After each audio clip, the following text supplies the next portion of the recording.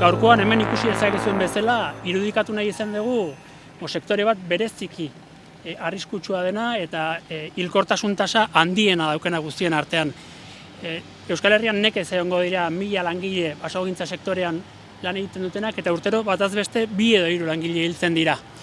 Kontuan izan behar dugu, per capita eraikuntza bera baino 10 edo 15 aldiz arriskutsuagoa dela basogintza hilkortasun tasari begiratuta. Zalantzarik gabe prekarietatea eta muturreko prekarietatea da arrisku faktore nagusia. Izan ere, Nafarroako gobernuak mahai gainean ipintzen dituen plan guztiak ez daukate inongo betearazpenik, denak gomendio hutsak dira. Gaur, intersindikaletik mahai gainean betearazpena duten neurriak ipiniko ditugu sarraski honi amaiera emateko.